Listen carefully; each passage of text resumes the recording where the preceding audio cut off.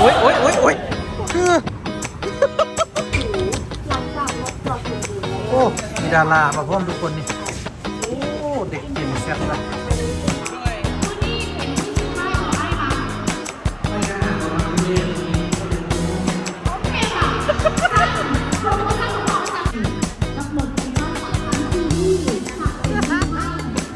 เอาอันนี้เป็นเซฟอันนี้อย่างก็ปักอย่างก็มีสเต็ปได้มีสเต็ปได้นี่ทุกคนเอาเฮ็ดสบายดีทุกคนกลับมาพบกับพวกเราอีกแล้วเนาะซ่องสลันเซเนลวันนี้พวกเราสิไปใส่วันนี้เราสิพามีนาไปเที่ยวอุ้ยก็แนะนำน้องก่อนแม่น้องยังไม่เคยออกซองเลยซ้ำอันนี้มีนาเนาะเป็นน้องสาวของน้องของพ่อเป็นลูกของน้องของพ่อลูกของน้องพ่ออยู่เมืองงานนะทุกคนเนาะก่อนอื่นมาต้องกราบสบายดีวะนะทุกคนเนาะอันนี้ทุกคนอาจจะเคยเห็นอยู่ซองตัวย่อยแต่ว่าตอนนั้นก็อาจจะน้อยกว่านี้เนาะอยู่ซองอันนี้เป็นสาวแล้วคนสิมาเฮียนโตแล้วมาสิ่งเขาเพชรศาสตร์สิ่งไหนบ้างด้วยได้แล้วก็ตอนนี้เขากำลังสิไปห้างใหญ่ที่สุดในลาวโอเคแต่มื้อนี้มันก็สิพิเศษนิดนึงเนาะก็คือว่าเฮาสิไปด้วยรถ BRT เป็นครั้งแรกเดี๋ยวเราจะไปตะลุยกันว่า BRT เป็นแนวใดเนาะเย็นบ่ได้เสียเงินเท่าใดสะดวกสบายเพราะว่ายังบ่เคยได้ขี่ BRT จักเทื่อตั้งแต่เฮ็ดมานะส่วนหลายเฮาก็ใช้แต่ขับอยู่นอกกันเนาะทุกคนเนาะอันนี้ได้เคยขี่แล้ววะ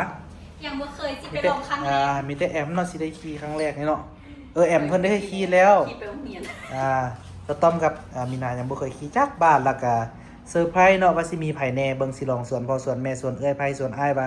จะมีผู้ใดไปได้เนาะโอเคไปตอนนี้เฮาก็ไปเบิ่งนำกันเลยทุกคนเจ้าโอเคเนาะทุกคนเนาะตอนนี้เฮาก็มีแต่สิไปขี่รถไปจอดไว้ใกล้ๆเนาะใกล้ๆแถวสถานีรถ BRT แล้วก็เฮาสิย่างไปขึ้นรถอยู่สถานีเนาะว่าเป็นแนวใด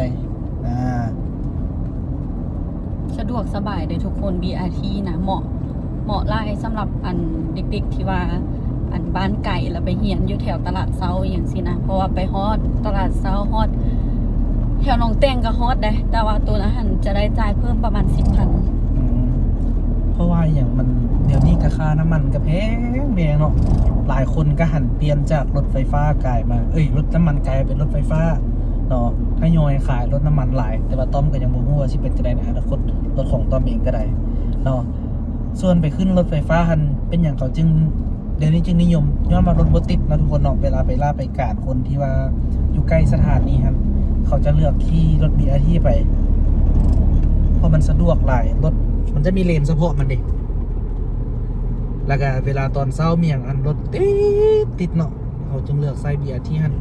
โอเคเราจะไปเบิ้งกันเลยว่าเป็นแนวใดเดี๋ยวสิไปโซบอนจอดรถกันนะทุกคนเนาะเดี๋ยวติดตามไปน้ำกันเด้อทุกคนเดี๋ยวจะให้ทุกคนเบิ้งว่าสถานีเป็นจังใดรถ BRT เป็นจังใดแอร์เย็นบ่สะดวกสบายแนวใดเนาะถ้าเบิ้งนำกันเด้อทุกคนนี่นะทุกคนเนาะเขาก็สิจอดรถไว้นี่ก่อนเนาะเขาก็สิย่างไปเส้นทางถึงพูนลองไปขึ้นรถ BRT เบิ้งเราสิเป็นอะไรทางด้านซ้ายก็จะมีห้านบุฟเฟ่เนาะเคยมากินเท่านึงเคยมาแล้วแต่บ่กินแล้วก็บ่คิดสิกินอีกเนาะทุกคนเนาะ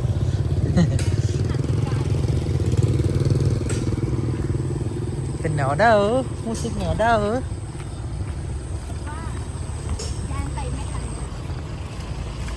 โอเคเดี๋ยวเราไปเจอกันอยู่ที่สถานีกันเลยโอเคตอนนี้เราก็มาฮอดที่สถานี BRT บ่เคยขี่รถ BRT จักเทื่อในชีวิตนะทุกคนเนาะตั้งแต่อยู่ลาวมานี่ปกติก็ใช้รถส่วนตัวเอง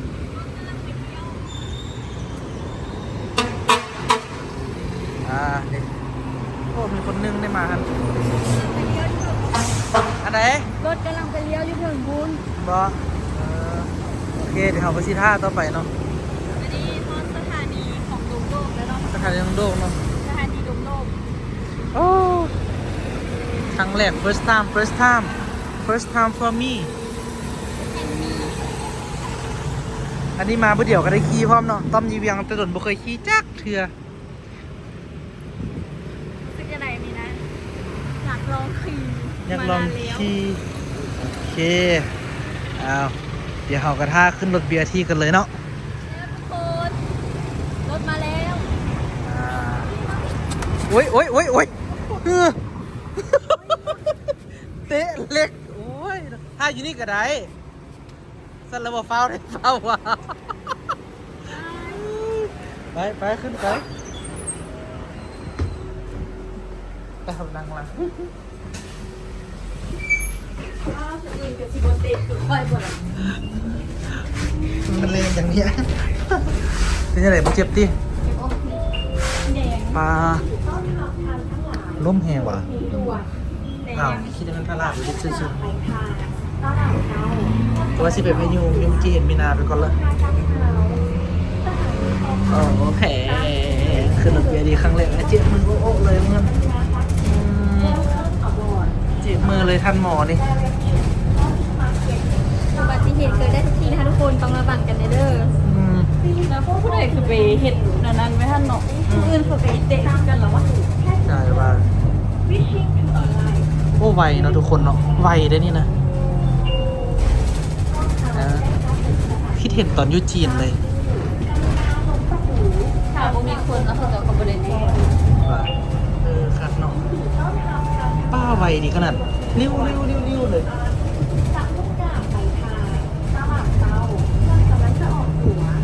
มันก็มีอันนั้นพ่อมอ่ะคือผู้เห็นมีตัวสถานีโซเนาะ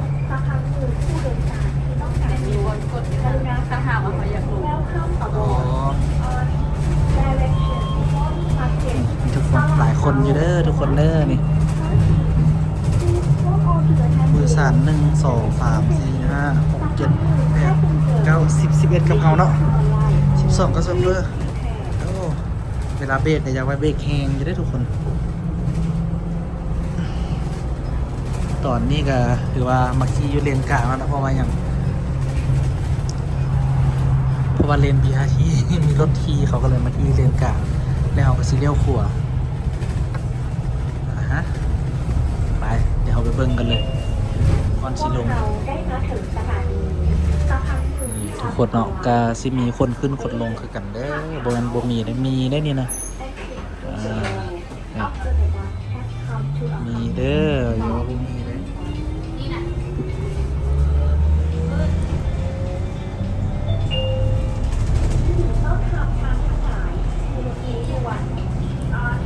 จากมุ่งหน้าไปทางตลาดเซาเริ่มกำลังจะออกตัวคือการ โอ้ รับ ยคุณนะ ศูนย์กลาง5บิลมอผู้โดยสารที่ต้องการลงกรุณาการเขียนแล้วข้ามอโม โอ้ทุกคนมาฮอดสถานีนี้คนหลายคนนะ ได้มาถึงสถานี ป้า การทุกอุปกรณ์และการความมือสากล ป้าเธอคนหลายเนี่ย กรุณาลงประตูหลังจากรถจอดสมบูรณ์แล้ว โอ้มีดารามาเพิ่มทุกคนนี่โอ้เด็กเจนเซ็ตละเจนเซ็ตเด็กเจนเซ็ตโอ้เราทุกคนเนาะมีเด็กเจนเซ็ตมานำมีกว่า10 ให้ข้องอ่ะ นี่ตอนนี้ก็ไปรุ่น 10K ไปแล้วนะไปรุ่น 10K เนาะระวังเด้อระวังเล็กอีกเด้อทุกคนตอนนี้ไปรุ่น 10K กันมาเนาะไปรุ่น 10K กันมาเดี๋ยวฟ้าไปเด้อเดี๋ยวเขาถ่ายรูปก่อนตอนนี้เขาก็กำลังย่างข้ามไปเบิ่งเนาะเขาสิเริ่มจากจุดนี้เลยเขาสิเริ่มจากจุดนี้ประตูแรกว่าตัวนี้นี่ป้าคนกันหลายแล้วทุกคนนี่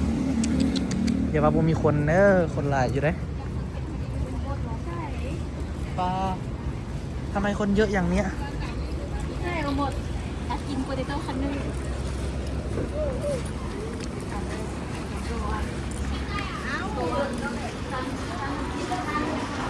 โอ้เข้ามาก็ชิเย็นเลยเนาะเข้ามาก็มาเจอปารีสบาคูยังเพิ่งอ่านบ่ได้โอ้เข้ามาก็สิเป็นประมาณนี้นี่โอ้มีน้องหมาเฮ้ยมีน้องหมามื่นตาได้พ่อ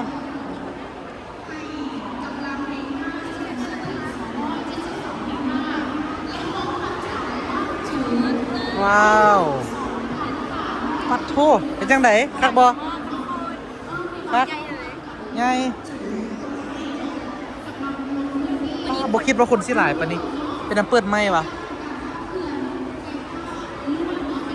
ไปใส่เลยแอมนี่ทุกคนเนี่ย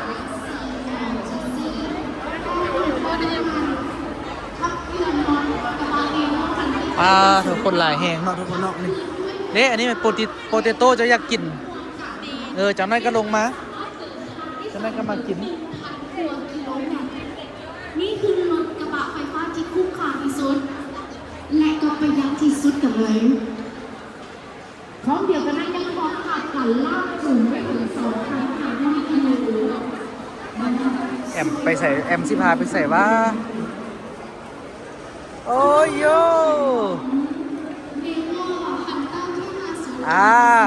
มาเจอเดอะฮีโร่ลาวนะทุกคนเนาะสบายดีเดี๋ยวย่ากำลังมาเด้ย่ากำลังสิมาไว้ป้าเถอะบางคนมีบอลนังมีพร้อม พี่แม่ก็มา มา มาแล้ว นะ มาแล้ว มาสบายดีนะตั้มสบายดีมิกกี้ฮู้บ่เจออย่างเจอไปรุ่น10K ว่ะ 100K ก่อนไปรุ่นกินนะไปรุ่น 10K นะเด็กน้อยผักไส้เฮ็ดเอาอันนั้นปิดนี่ใส่หมวกกันน็อกแล้วแกมคองกันเด้บ่มักคันนี้ไอ้เมือกวะฮะฉันบ่มักคันนี้แล้วเฮาสิไปทางใดนี่โอ้นางอันนี้เพิ่นว่าอยากกินโปเตโต้คอนเนอร์นี่ไปเอาไปต่อคิวเอาไปทุกคนเนาะอันนี้ก็สิเป็นโซเนาะจะไปดีจะไปดี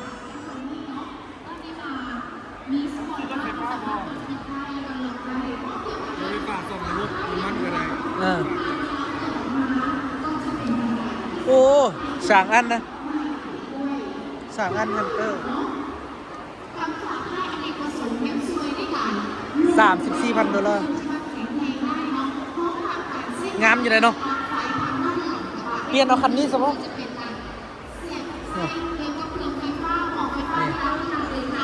มันมีเดิมมีคนใดอันนี้รถค่ายอันนั้นตีค่ายอันนึงนี่มาคันนี้นะเท่าไหร่ก่อนมาคันนี้จักพันฮะ22,000ปัดโทษ22มุ่นน่ะ22นี่395 กิโล300ไป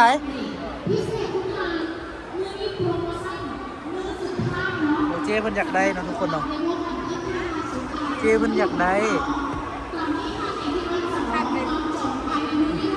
รุ่นเมียกว่าอันนี้นะ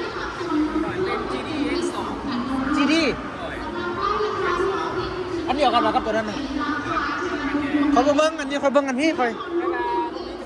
รถน้ำมันโอ้2 อันกับน้ำมันตัวนี้30 ปลายพันเอากระบะแบบนี้ก็คือเก่าบ่เดี๋ยวเบิ้งคันนั้นก่อนซะโอเคเนาะเดี๋ยวเราไปเบิ้งคันนั้นก่อนเนาะ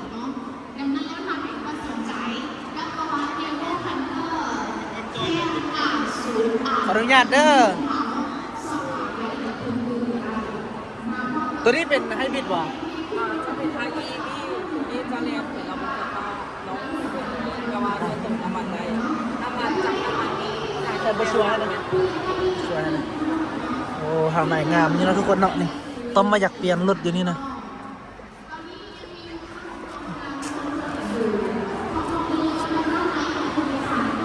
ซื้อนี่เป็นเซ็ตนี่เลยวะหรือว่าคืออันนี้นี่ก็บ่ได้ตื่มบ่ได้ซื้อแยกเนาะซื้อได้ตรงนี้เลยเนาะ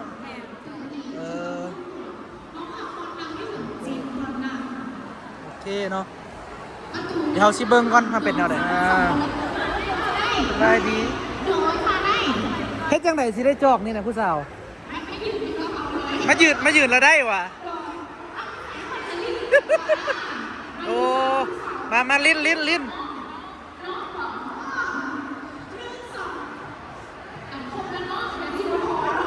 จะซีลินแทนบอกว่าซีไฮ สี่คนเนาะที่ว่าเห็นไอ้บอกที่นี่บริหารเธอเนาะ แทนเราอยากได้จอกนะ ไม่บอกที่ถามคำถามที่ยากเพราะว่าเห็นไอ้ไม่มีอยู่แล้ว นะครับนะ ที่ถามคำถามที่ยากที่สุดในโลกเลย พูดตอบไม่ได้แน่นอน โปรโมชั่นที่พวกเขาจัดเนาะ ด้วย มื้อนี้เป็นมื้อสุดท้ายของไอ้ค่ะ ไปกันหาประมาณเรียนทีนี้ก็เลยรู้ โอเคค่ะท่านโปรโมชั่นของเราจัดมาจากมื้อแล้ว 2 มื้อ 2 มื้อนี้กับมื้อสุดท้าย ด้วย อ่าถึงต้องบอก2 มื้อนี้ถึงมื้อสุดท้ายอีกครั้งหนึงเนาะเมื่อกี้ได้เห็นคุณแม่กำลังเบิ่งทีวีเนาะอยากถามพี่เมย์ว่ามื้อนี้จีนี่น้องมันมีจัก บอกเลยว่าโบฮู้เนาะเพราะว่ามาครั้งแรกมือแรก 2 มื้อถึงแล้ว สี่อ่ะ3 ครั้งคุณแม่ลูกสาวเมื่อกี้นี่เบิ่งจีนี่เรื่องไหนลูกห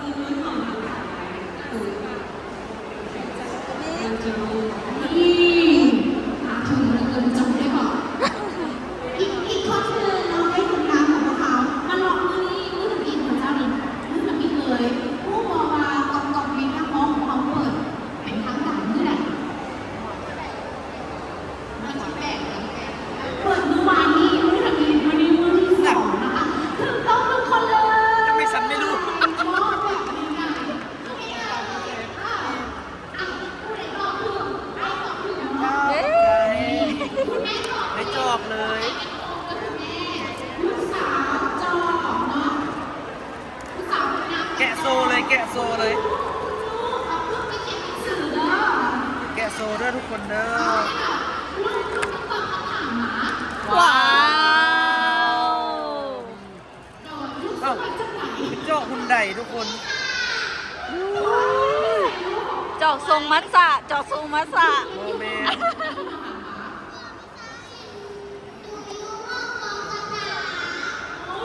ไม่ใช่เด้อสาวเข้าใจเวลาเดี๋ยวถ่ายรูปถึงวันเด้อวันรูปนะคะยังหัวหนึ่งพอดีแล้วถ่ายรูปเลยเนาะถ่ายรูปแล้วแข่งก่อนนี่เลยอันที่เสร็จก็ค่ะ สีฟ้าสีผู้หญิงสีดำสีผู้ชายเนี่ย ผู้ว่าทำไมว่าเป็นของเอง โอ้ดีจะมี สองมีสองสามเข้าใจค่ะเข้าใจทุกคนเลยเข้าใจค่ะเข้าใจหลาย ไป รุ่นกันแล้วเนาะรุ่นจบฟรีแล้วมียังเหลืออีกห้องนึงเนาะเดี๋ยวห้องต่อไปมีจะมาจิ้ม พอแล้วเกี่ยวงานมาปุ๊บไปเลยเลย แกเบิ่งตัวนี้ จอกงานเนี่ยไป ไปทุกคน เดี๋ยวเราจะไป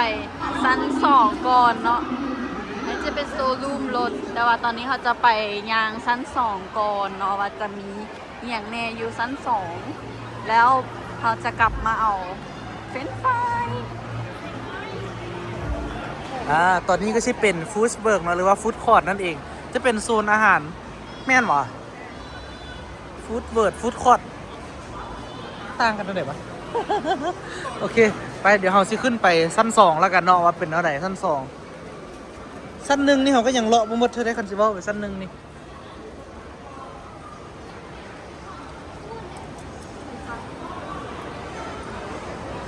มิกกี้มาเกิดอุบัติเหตุเพราะว่ามิกกี้น่ะแอมล้มคุบหนูปุ๊บนึงหัวเข้าแตกมือแตกอยู่มันเขาไม่มีเล็กโปอยู่สระนี่นะก็ไปเตะเอา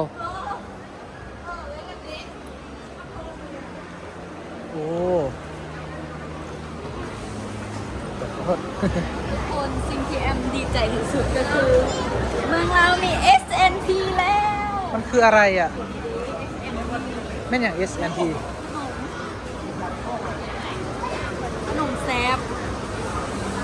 คุณเคยกินแล้วเหรอถึงรู้ว่าแซ่บ ใช่กินแล้วค่ะ SNP ชอบมาก เราจะไปไหนเนี่ยไปกินปะให้เมียมาก็เนาะอีเมียฮอดพลเค็งนะที่จริงนะชิท่าอยู่ลุมเลยกระโบเมย์กระโพนะไปไปสัน โอ้ปิดเขาตัวน้อยคือน่าจะมาปีนอันนี้บอก มือหน้ามาบอลมือหน้ามาปีนเนาะ ลูกมากว่าอันนี้แต่พวกมากอีกได้มากละนี่ปีนอ่ะ สิปีนได้บ่โอเค อุ้ยระวังไปตะลูดระวังถึกน้องนี่มาขี้พี่ก็ได้ตัวเด็ดตัวน้อยพี่ก็มี มาส่งแกการนั่งริมเกมอะไร สุกวาเลย ไปตะลูดบังดูตะลูดเลยไปเม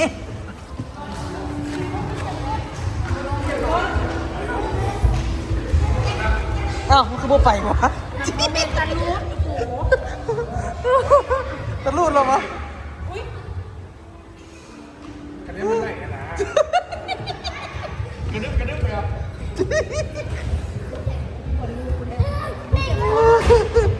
ไอ้ตั้มก็ยังลิ้นไหวตั้มนี่นะทุกคนเนาะก็จะมีโซนนี่แถวนี้เป็นบันไดแล้วก็ที่เป็นโซนนั่งละมืดเลยนี่โอ้มีแอร์อยู่ใกล้ๆนี่เย็นหลาย ตอนนี้เขาก็จะโบไปเลาะแล้วเนาะ เหมาะแก่การนั่งชิวๆลิงกม โดยเฉพาะ playing game และการหนังสือนี่มุ่งว่าเสียค่านั่งหมด ก็คือสิอ่านหนังสือบ่ได้ที่ไอ้ตึงข้างๆกันตลอด ไหนมันต้องไหน ไปเดี๋ยวเขาไปรับแม่ก่อนแล้วว่าจึงสิเลาะอีกบัดหนึงเนาะนี่เนาะทุกคนเนาะตอนนี้ก็แม่ได้พอได้เนาะมาเนาะถ้าเป็นสดเนี่ยเสือเขาเนื้อดีก็เสร็จแล้ว ไปไอ้วุ้นเดี๋ยวมันถ่ายคลิปพร้อมเลยดิอยู่ฟ้าคุณกับมีแม่นี่ทั้งแม่ทั้งพ่อเนาะตอนนี้กำลังเข้ามานี่ สบายดีมาหาก็ มา มีขนมแซ่บมีอย่างบักอะไรคนลายแฮ่เด้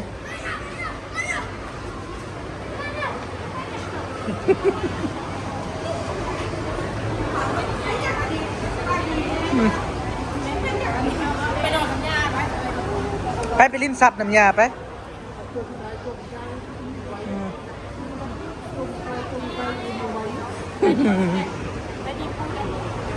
แท็กปูได้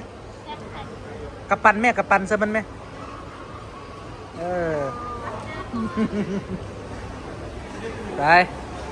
ไปสิเด้อวันนี้นะ ไปนอกไปใส่ บ่ทายติแม่เด้ตัวหมาเด้สักเก้อะ ดินห้างได้เลย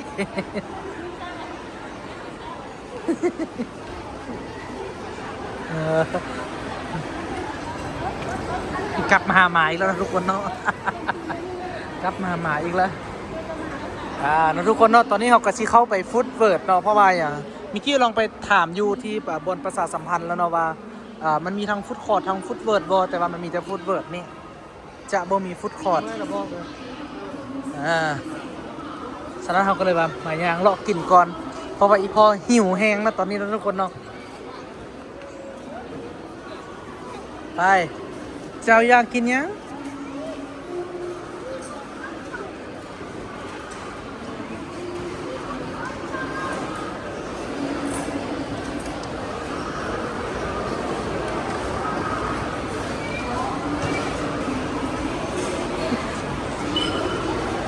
อุ้ยได้แม่มีผัดไทยกุ้งได้แม่นี่ผัดไทยกุ้งก็มีนี่บ่ย่างเนี่ยไม่อยากกินยังฮะกินอย่างกันเลือกเอาไหม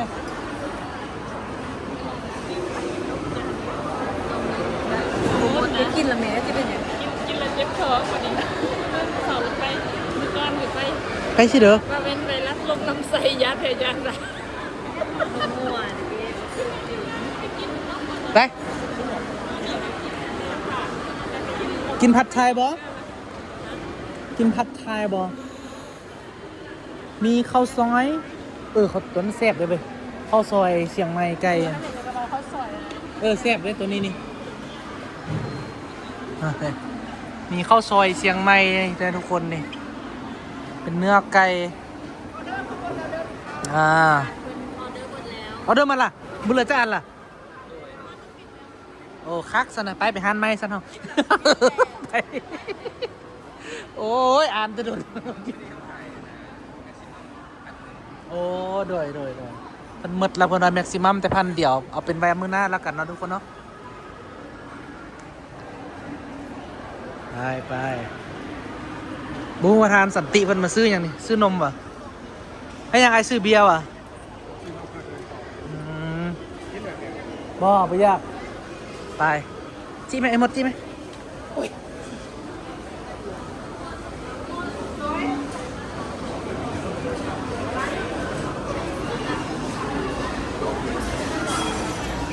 ไปพวกเจ้าสิกินหยัง เบื้องนั้นก็มีโซนอาหาร ว่า ทางนี้นี่คือ ไปไปเบิ่งมอนไม้ซะนะ อันจีรี่สักเป็นที่ห้างและได้กลายเป็นสาวน้อยน้อยสิค่ะกิโลแมตรจีรี่EX2 ตอนนี้เนาะแม่กับเพิ่นก็ว่าไปเลือกอาหารญี่ปุ่นซะอยากกินข้าวเพิ่นว่าเมื่อกี้ไปอาหารเวียดข้างๆแล้วเนาะ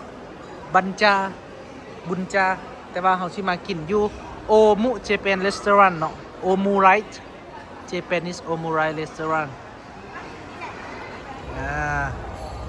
ไปเข้าไปพอ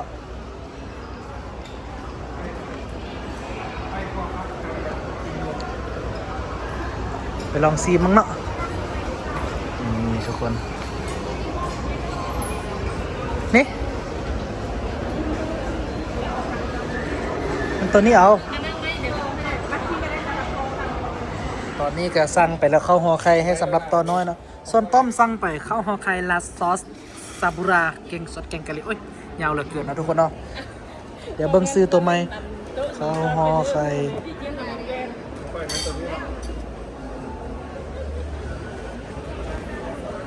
พวกเนื้องัวมั้งมีป่ะเบิดอันใดก็เบิด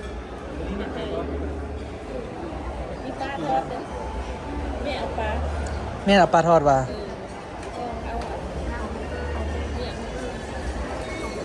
ถ้าเขาเบิ่งหนังการ์ตูนแบบญี่ปุ่นน่ะเขาจะบอกข้าวแกงกะหรี่เสมอ แม่นแล้วกินแกงกะหรี่ไอ้แกงกะหรี่นี่หยังเด้ มันจะมีหลายหน้ามันจะเป็นเหมือน มีแต่หมูว่ะโอ้คันสั้นละเอาเป็น ข้าวแกงกะหรี่มันจะมีหลายหน้าเอาดินะ ห่อไข่หน้าเฮดซีสเบคอนแฮมบ่แม่นฝอยอ่านอันนี้ จะตั้ง แม่นะ หน้าเหลือ โอ้ยแม่ก็เอาแกงกะหรี่ว่ะค่อยสิเอา ต้องกระตั้งเยอะไปเลย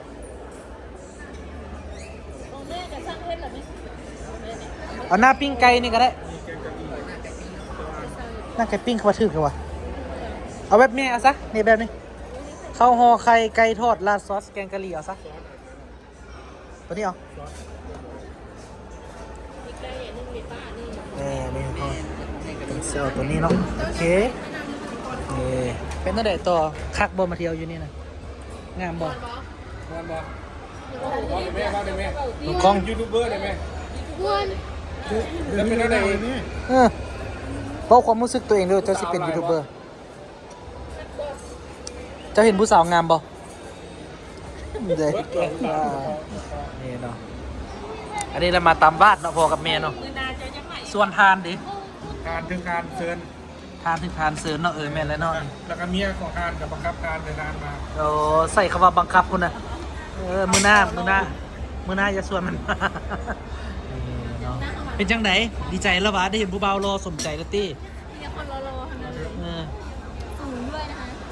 อันนี้มันมาจากมาเบิ้งผู้เบารอไม่นี่ เห็นแล้วบ่ ให้แล้วเต็มเลย นี่อีกหนึงอยากเห็นนะเด้เบิ้งยูแวนนี่ก็ได้เห็นมาเลย ผู้นั้นบ่ คนนี้คุณตุ้ย คนละทางกลางคือ คนนี้ได้เห็นผู้หนึงแล้วคนเดียวคนนี้เนาะ อมมีดแล้วล่าสุด โอ้เจ้าซีเฮ็ดยังกันนะตาม โซอันนั้นเด้กันยาสิ้นเด้อมมีด เนาะอันนี้ก็จะเป็นน้องมีนาที่ว่าตั้งใจมาเนาะมาหาก๊อกๆนี่เพื่อสิ่งนี้เพิ่นว่าน่ะ เป็นเพราะว่าเจ้าของแบรนด์โล ปกติว่ามันแซ่บสิ เจ้าของแบรนด์โลแล้วเราก็เป็นคนโล โอ้ยตายเอาซีมึงดูซีมึงขอคนรอมึงดู อันนี้เดี๋ยวซิมเดี๋ยวนะ ยากเป็นมวน เอาปัดโทของคนรอปกหยาบจุ๊บ อันนี้เราจะกินอยู่นี่เราจะบอกแม่รอดหรือบ่อยากเลย มันเย็นเอาไปอุ่นกันไหมเอาไปก่อนไหม ตามชั่วโมง เย็นๆนะทุกคนเนาะมันหยาบๆไปนึงกระตอดออกใหม่ๆมันคือซีอ้าวของแม่ตอนนี้ก็มาฮอดก้อนเพิ่นเนาะตอนนี้เนาะพักขมตีแม่น่ะ มันเมียงหรอ พักขม แม่น่ะแม่แล้วคนแม่น่ะ เอามีดปาดนี่แม่เฮ็ดปาดจังซี่เดี๋ยวมีดปาดก่อนอันนี้ปาดก่อนปาดกลางๆมานี่เด้อ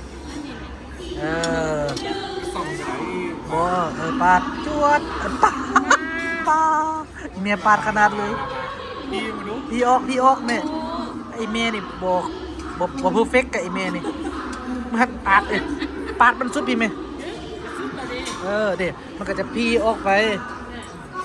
เอาชิมมึงดูใช่บ่โอ้เป็นของไอ้ตัวกลับมาบ่คืออันนี้เป็นแกงกะหรี่ แก้มแล้วต่อจากนั้นของลูกกันมา กินรส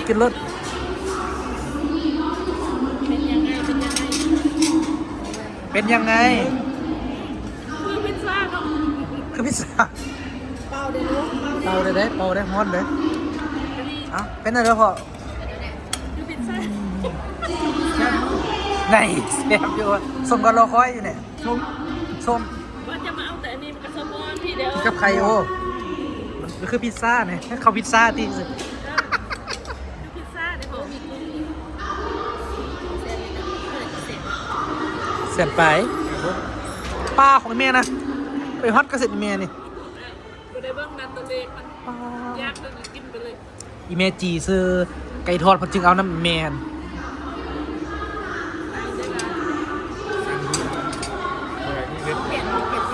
นี่อันนี้ของโตที่อันนี้นะของผู้ใด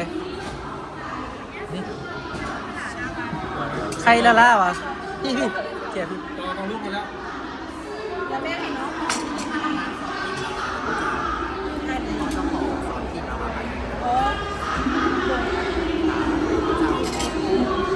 เอาโซ่พวกนู้นเก็บโซ่สเต็ปพวกนู้นเอานี่แม่เบิ่งการปาดพวกน่ะเด็กเห็นบอกว้านี่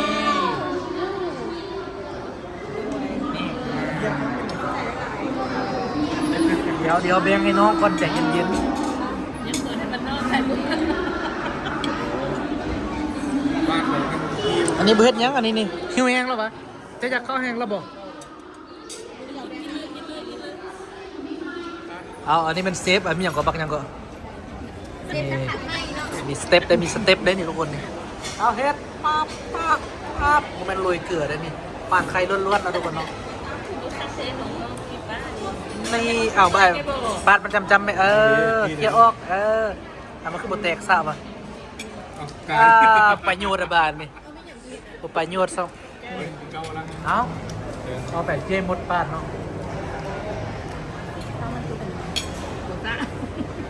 มันคือบนนี้มือเก่าเนาะ คือเขาวะถ้าเจ้าเห็นละบาทนั้นว่าเดียว ยืดพวกเข้า คือแบบก็มีโปรเฟชชั่นอลจากคนในอยู่ในนั้นเลย ทางทำอีนอเจ้า คนนั้นจะเอามีดเปย์เอามันเป็นอย่างกินได้ใส่ปากก็กินได้แล้วเนาะทุกคนเนาะ คือ ฮะ อันนี้ก็ไม่มี แต่ของไก่น่ะเป็นคือต้น เขาชื่อว่าเบิ้งโปรเฟชชั่นอลเราวันนี้เราบอกผู้นั้นผู้นี้อยู่ แกงกะหรี่เนาะแต่ว่าดมจากกินก่อนเนาะคือแกงกะหรี่ เป็นคนที่มักดมกะหรี่ ตอนต้อมไปเที่ยว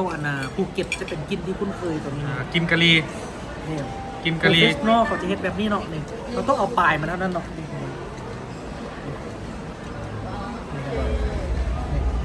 เอามือเอาไว้ เราเป็นผู้เชี่ยวชาญของการเจาะไข่แดงเนาะ นี่เห็นบอกมันจะเป็นแนวนี้เนาะทุกคนเนาะโอเคโอเคสันจะเริ่มกินแล้วนะ สวบเลย มาละ สวบมึงดูปาดมันครบหมดทุกคนนะ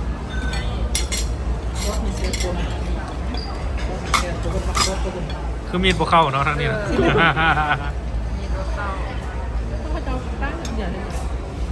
เด็กจะเป็นคือมีดพวกเข้านะ บวงไปลูกเอาบวงไปจะต่อเอาบวง คืออยู่ วิน่าอินมากก็ไม่หยั่งใจ มภาษาด้วยเอ้าเฮ็ด มันมีกินกันแน่ครับพี่เซอร์มันมีเป็นแบบ เอาเฮ็ดมาดู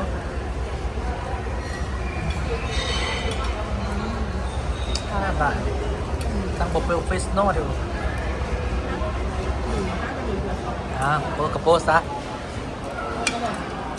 เป็นเจ้าใดเนาะรสชาติแกงกะหรี่เนาะแต่ละคนเนาะ แซ่บหลาย เจ้าแซ่บหลายแต่ค่อยบ่แซ่บเนาะทุกคนเพราะค่อยคิดว่าค่อยสั่งผิดค่อยคิดว่าสิเอาซอสอันน่ะ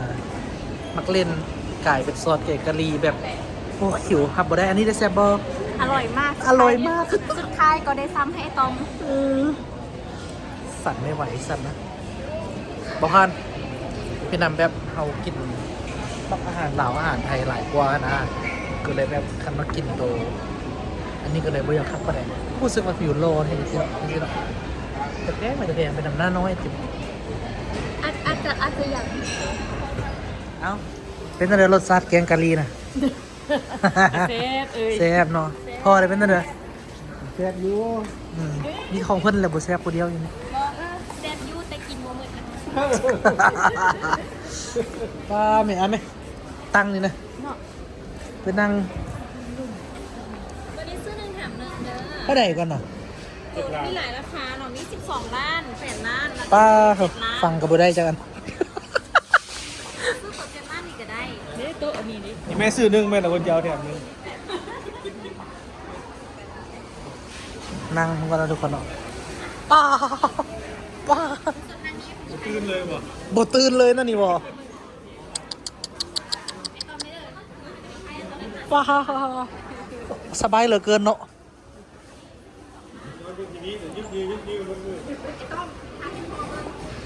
ถ่ายกันถ่ายแล้วไหมเนาะทุกคนเนาะอยากจะบอกว่าโคตรมหานุ่มเลย รับคานี้เลยมันนุ่มเฮียนะเนี่ยเจ็บ1 แผง 1แสดงว่า3 ล้านปลายอันสบายอันนี้มันต้องแบบยูบอลอ่ะนะยำหนักคน เป็นจังหวะโยก 10 ล้าน อ้าว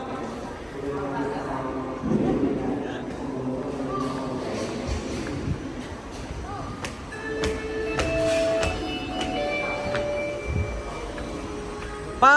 พิลึกแค่โต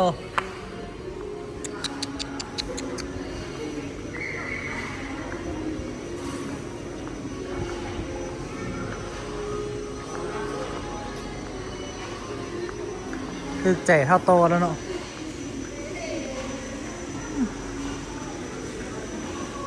แล้วมันยังเป็นตะลิ้นนะฮะ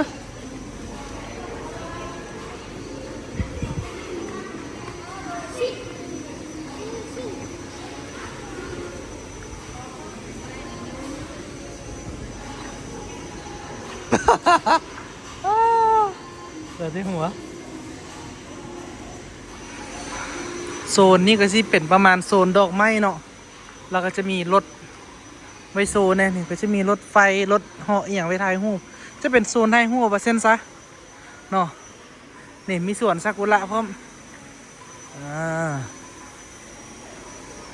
นี่ดอกไม้ซากุระนี่โอ้มีดอกไม้หลายๆสนิทเนาะอะไรแม่บ่ปอบมดอุ้ยมีต้นซากุระด้วยสิวะ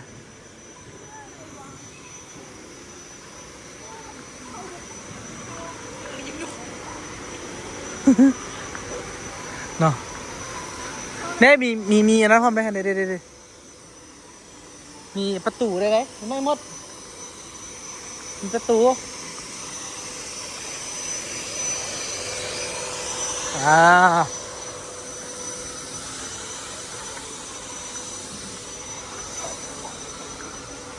มีประตูน้ำนะทุกคนเนาะว้าว สวยจัง